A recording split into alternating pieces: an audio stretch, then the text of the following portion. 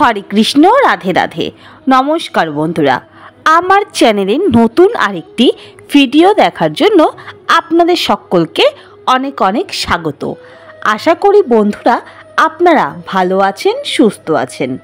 তো বন্ধুরা, আজকের এই ভিডিওটির মাধ্যমে আমরা জানতে পারব 2024 সালে রাধাকৃষ্ণের ঝুলন যাত্রা কবে পড়েছে, ঝুলন যাত্রা কবে থেকে শুরু হচ্ছে এবং কবে সমাপ্ত হচ্ছে। পূর্ণাঙ্গ সময়সূচি এই ভিডিওটির মাধ্যমে আপনারা জানতে পারবেন। তো চলুন বন্ধুরা, বেশি দেরি না করে আজকের এই ভিডিওটি শুরু করা যাক। যেমন ভাদ্র মাসের কৃষ্ণপক্ষের অষ্টমী তিথিতে পালিত হয় জন্মাষ্টমী, আর শ্রাবণে পালিত হয় ঝুলন উৎসব। শ্রাবণের একাদশী তিথিতে ঝুলন যাত্রার শুভারম্ভ হয়। দেখে নেওয়া যাক চলতি বছর ঝুলন যাত্রা কবে থেকে শুরু হচ্ছে। 2024 সালে ঝুলন যাত্রা 16ই আগস্ট শুক্রবার, বাংলা 31শে শ্রাবণ পড়েছে। একাদশী তিথি শুরু হচ্ছে 15ই আগস্ট বৃহস্পতিবার সকাল 10টা 28 মিনিটে। একাদশী তিথি শেষ হবে 16ই আগস্ট শুক্রবার সকাল 9টা 40 মিনিটে। উদয়া তিথি অনুযায়ী একাদশী পালিত হবে 16ই আগস্ট শুক্রবার। এ কারণে ঝুলন যাত্রা অনুষ্ঠিত হবে 16ই আগস্ট শুক্রবার। তো বন্ধুরা, এখন আমরা জেনে নেব ঝুলন যাত্রা উৎসবটি আসলে কি এবং কেন পালন করা হয় এবং এর গুরুত্বই বা কী, এর পেছনে কি মাহাত্ম্য রয়েছে এবং কতদিন এই উৎসবটি পালন করা হয়। তো চলুন বন্ধুরা, এই সমস্ত কিছু এখন এই ভিডিওটির মাধ্যমে আপনারা জেনে নিন। ঝুলন যাত্রা মূলত বাংলার শ্রাবণ মাসে এবং ইংরাজির জুলাই থেকে আগস্ট মাসের মধ্যে পালন করা হয়। এটি হলো দোল উৎসব এবং ভগবান শ্রীকৃষ্ণ এবং ভগবান জগন্নাথকে উৎসর্গ করা হয়। ঝুলন যাত্রা 2024 সালে 16ই আগস্ট থেকে শুরু হয়ে 19শে আগস্ট পর্যন্ত চলবে। এটি বৃন্দাবনে অত্যন্ত গুরুত্বপূর্ণ। প্রভু জগন্নাথ মন্দির, ইস্কন ও মায়াপুর উৎসবটি শ্রাবণ মাসের শুক্লপক্ষের 11তম দিনে শুরু হয় এবং শ্রাবণ পূর্ণিমায় শেষ হয়। ঝুলন যাত্রা উৎসব বৃন্দাবনে ভগবান কৃষ্ণের বিনোদন থেকে অনুপ্রাণিত। এটা বিশ্বাস করা হয় যে ভগবান কৃষ্ণ, রাধা এবং অন্যান্য গোপী ও গোপারা বর্ষাকালে বৃন্দাবনে দোল খেতেন।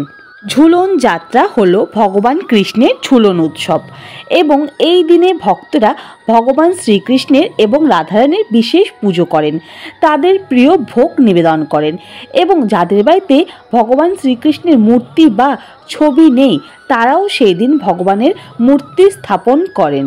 তারপরে ভগবান শ্রীকৃষ্ণের উদ্দেশ্যে সুন্দরভাবে দোলনা সাজান এবং সেই দোলনায় রাধাকৃষ্ণকে দোল খাওয়ান।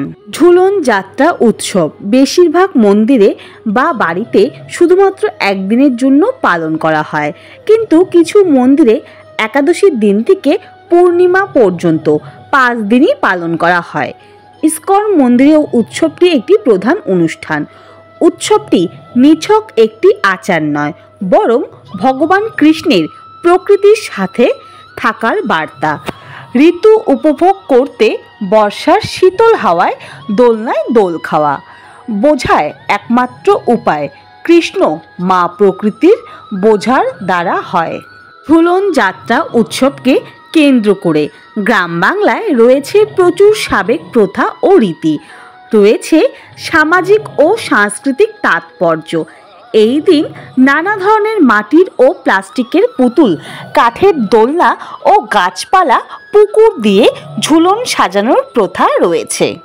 প্রথা অনুযায়ী ঝুলন যাত্রায় রাধা গোবিন্দের যুগল বিগ্রহকে পূর্ব পশ্চিম দিকে দোলনায় রাখা হয়। দোলনা দোলানোর সময় পূর্ব পশ্চিম দিক থেকে দোল দেওয়া হয়। সূর্যের উদয় ও অস্তের সঙ্গে সঙ্গে দিক নির্দিষ্ট করে পুজো করা হয়। দিন ঠাকুরের আসন সুন্দর করে সাজানো উচিত।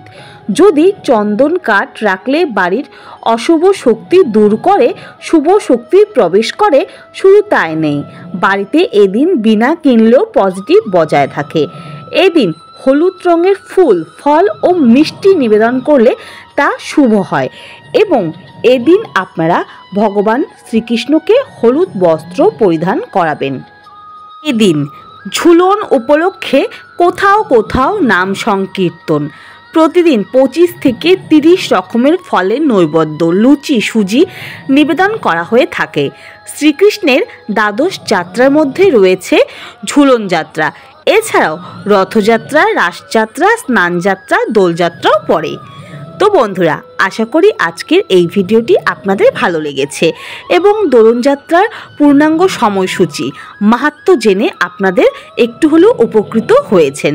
আজকের ভিডিওটি যদি আপনাদের ভালো লেগে থাকে তাহলে অবশ্যই লাইক, কমেন্ট, শেয়ার করে দেবেন। চ্যানেলে নতুন হয়ে থাকলে সাবস্ক্রাইব করতে ভুলবেন না। এমন আরও অনেক ভিডিও দেখার জন্য অবশ্যই আমার চ্যানেলের পরিবারের সদস্য হয়ে থেকে যাবেন।